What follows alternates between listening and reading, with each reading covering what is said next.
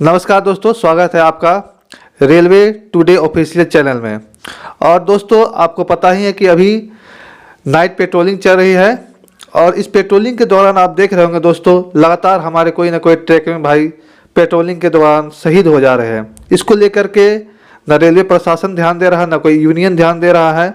और हर एक दूसरे दिन तीसरे दिन ये खबर आती है कि हमारे कोई ना कोई भाई पेट्रोलिंग के द्वारा शहीद हो गया है या फिर चाबीदारी के दौरान शहीद हो गया है। इसको लेकर के कोई सुनवाई नहीं हो रही है और इसको लेकर के कोई भी जो है बात नहीं सुन रहा है। तो इसी मुद्दे पर बात करने के लिए हमारे साथ रेलवे यूनियन के नेता अमरेश कुमार यादव जी हमारे साथ है।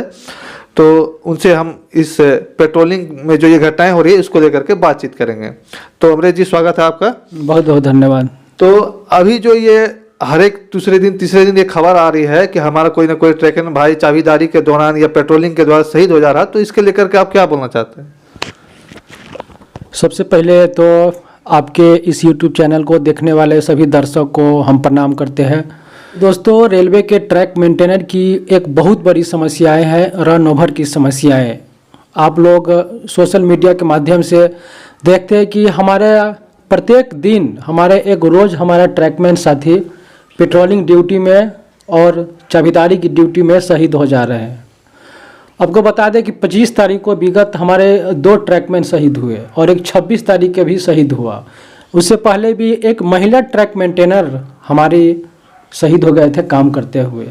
अनेकों ऐसा उदाहरण आपको देखने को मिलते हैं कि रोज़ पेट्रोलिंग में हमारा एक साथी शहीद होता ही है। एक आरटीआई से एक मैसेज खुलासा हुआ था कि लगभग एक साल में 550 ट्रैक मेंटेनर की जाने गई है नाइट पेट्रोलिंग और चाबीदारी में।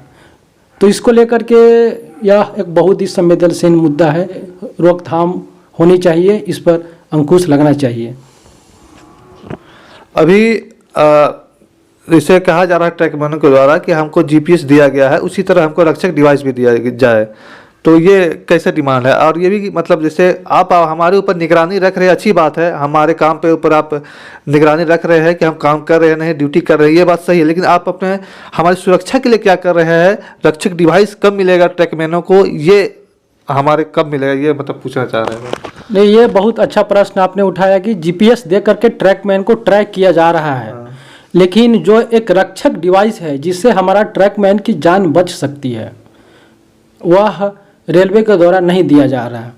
दोस्तों, रक्षक डिवाइस है जो गाड़ी के आवागमन की, जब 5 किलोमीटर दूर ही गाड़ी रहता है तो उसमें वह बजने लगता है, साउंड करने लगता है, और उससे हमारा ट्रैकमैन साथी पेट्रोलमैन की मन लाइन से बाहर आ जाएंगे। लेकिन रक्षक डिवाइस नहीं दिया जा रहा है और रेलवे ट्रैकमैन को सिर्फ प्रताड़ित किया जा रहा है। जीपीएस को दे करके उससे उसका लोकेशन ट्रैक किया जा रहा है। चलिए, अच्छी बात है, लेकिन जो उसकी सुरक्षा की, जिससे उसकी जान बचाया जा सके, वह भी रेलवे के द्वारा इस पर भी कोई अहम फैसला किया जाना चाहिए। और इस घटना को लेकर के जो बड़े बड़े यूनियन और फेडरेशन है वह भी इस पे ध्यान नहीं दिए हैं। नहीं तो आजकल दुनिया आज कहाँ से कहाँ चल गया। लेकिन हमारे जो ट्रैकमैन की सुरक्षा के लेकर के एक उपाय जिससे ट्रैकमैन की जान बचे, यह रेल प्रशासन नहीं उपाय कर रही है। अच्छा, ये जो ट्रैक की जो रात में पेट्रोलिंग होती है, इसमें हम लोगों को फ्रैक्चर देखने के लिए पेट्रोलिंग कराया जाता है। तो कोई ऐसे भी तो उपकरण हो सकते हैं जो ये फ्रैक्चर को मतलब बिना पेट्रोलिंग के दौरान भी देख सके। ऐसा बहुत सारा उपकरण है, ऐसे देखा है हमने यूट्यूब में या फिर विदेशों में, ऐसी बहुत सी टेक्निकों का इस्तेमाल किया जाता है जो बिना मैनुअली मतलब घूमे हुए बिना मतलब जैसे पेट्रोलिंग करके हम जो फ्रैक्चर खोजते हैं वो मशीन के द्वारा, उपकरण के द्वारा भी हम देख सकते हैं। तो ये टेक्नोलॉजी क्या इंडिया में नहीं आया अभी तक? इसके बारे में तो कोई अभी जानकारी नहीं है कि इस प्रकार की कोई उपकरण आया है। लेकिन रक्षक यंत्र एक है जिससे कि हमारे ट्रैकमैन की जान उससे बचाया जा सकता है। अच्छा, अभी जैसे पेट्रोलिंग के द्वारा जो शहीद हो जा रहे हैं, तो इसमें गलती किसकी कौन कर रहा है? इसमें ट्रैकमैन कर रहे हैं चलते समय कि वो ध्यान नहीं दे रहे, या फिर ड्राइवर हॉर्न नहीं बजा रहे हैं, या फिर कुहासा ज़्यादा है जो देख नहीं पा रहे हैं? मतलब यहाँ पे गलती कहाँ हो रही है? इसमें तो आप गलती के बारे में स्पष्ट रूप से नहीं बता सकते हैं कि किसका इसमें गलती है। लेकिन हमारे ट्रैकमैन को भी इसमें सावधानियां बरतनी चाहिए। ऐसा बहुत जगह हमारे ट्रैकमैन के द्वारा यह शिकायत आया है कि लोको पायलट के द्वारा हॉर्न नहीं बजाया गया। तो यह एक कोई उपाय नहीं है जिसको आप सही माने।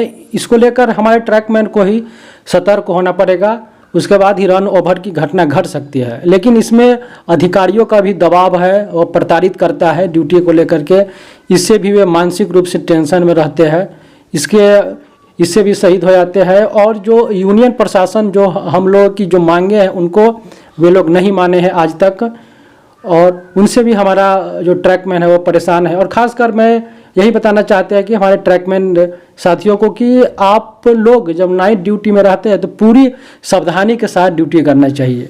मोबाइल फ़ोन का उपयोग नाइट ड्यूटी में बिल्कुल मत करें। अगर आपका नाइट ड्यूटी है तो दिन में आप पर्याप्त नींद लें और अच्छे से दिमाग को फ्रेश रखें, मानसिक संतुलन आप ठीक रखें। और जब भी आप लाइन पे चलते हैं तो आप अपने दिमाग में सिर्फ ड्यूटी के बारे में और गाड़ी के बारे में देखें। बहुत सारे ऐसे भी घटना होता है कि हम लोग लाइन पे जा रहे हैं लेकिन मेरा दिमाग, हमारी जो पारिवारिक समस्या है उस पर हमारा दिमाग घूम रहा है, हमारा दिमाग और जगह है, हमारे मन में बहुत प्रकार की टेंशनें हैं जिसको लेकर के हम गाड़ी को अच्छा से नहीं देख पाते हैं और हम शहीद हो जाते हैं। इसीलिए आप लोग अपनी सेफ्टी का खास कर ध्यान रखें। और इसमें जब हम लोग ट्रेनिंग में भी जाते हैं तो सिखाया जाता है कि पहले खुद की सुरक्षा होनी चाहिए, उसके बाद अब रेलवे की सुरक्षा करना है। इसलिए आप अपनी सेफ्टी का विशेष ध्यान रखें, गाड़ी के आवागमन का विशेष ध्यान रखें नाइट ड्यूटी के दौरान में। चलिए, आउट ट्रैक मनुष्य नहीं, आप भी पेट्रोलिंग जाते हैं, आप खुद जा रहे हैं, तो इस दौरान आपको कौन कौन सी समस्याएं हो रही हैं ये आप बताइए। आप अपना एक्सपीरियंस बताइए पूरा पेट्रोलिंग के दौरान। बहुत सारी समस्याएं हैं। एक तो जो अधिकारियों के द्वारा जो प्रताड़ना दिया जाता है वह तो है ही। 16 किलोमीटर यह एक अमानवीय है, 16 किलोमीटर असंभव है, बहुत मुश्किल है, नहीं हो पाता है। और बहुत जगह तो ऐसे भी देखना गया है कि जहां 18 किलोमीटर भी है और 24 किलोमीटर भी पेट्रोलिंग करवाया जा रहा है। तो ऐसा नहीं होना चाहिए। 16 मैक्सिमम 12 किलोमीटर पेट्रोलिंग होना चाहिए। और जब हम लोग पेट्रोलिंग में जाते हैं तो जंगली जानवर का भी हम लोग को सामना करना पड़ता है। बहुत जगह हमारे ही जब हम लोग पेट्रोलिंग में थे तो भालू आ जाता है, बाघ आ जाता है और भी जानवर आ जाते हैं। तो यह समस्याएं देखने को मिलता है। रात में ठंड की समस्या है, ठंडी है तो ठंड तो लगेगा ही, उसको लेकर के पर्याप्त कुहासा के दौरान देखा गया कि मतलब एक खंभा तक भी नहीं दिखाई देता। कुहासा के दौरान बहुत समस्याएं होती है, आगे का कुछ दिखता ही नहीं है सामने का, इसीलिए उसमें खास करके तो अधिक सावधानियां बरतने की खास से मतलब है कि जब कुहासा हो जाता है, मतलब लगभग आपको आधा मीटर, एक मतलब 5 मीटर भी नहीं दिखाया जाता, उस दौरान कैसी सावधानियां बरतनी चाहिए? उस दौरान हमको पूरा फोकस गाड़ी पे करना चाहिए। जो हम लोग बन करके जो अपने कान को ढके रहते हैं उनको थोड़ा सा ढीला करना चाहिए और दिमाग का पूरा फोकस गाड़ी पे रखना चाहिए कि आ रही है गाड़ी, नहीं आ रही है, इसको लेकर के सतर्क रहने की ज़रूरत है। और पूरी तरह से सतर्कता के साथ हम लोग उस टाइम ड्यूटी करना चाहिए। चलिए, जाते जाते आप ट्रैकमैन भाइयों को क्या संदेश देंगे? यही संदेश देंगे कि पहले अपनी सुरक्षा देखिए। आप है तो आपके पीछे पूरा आपका परिवार है। अगर आप रन ओवर होते हैं तो रेलवे की नज़र में तो आप एक कर्मचारी है, लेकिन अपने परिवार की नज़र में आप सारी दुनिया ही है। इसलिए आप अपना तो सही, अपने साथ साथ अपने परिवार का भी ध्यान रखें और अच्छे से पूरी सतर्कता और पूरी जागरूकता के साथ, पूरी सेफ्टी के साथ आप नाइट ड्यूटी करें, ताकि और आपका परिवार भी अच्छा से, आपका परिवार का पालन पोषण हो, वह भी अच्छे से आगे बढ़ सके। चलिए, अमरेश भाई हमारे साथ आए, इसके लिए बहुत बहुत धन्यवाद। चैनल को सब्सक्राइब जरूर करें। धन्यवाद।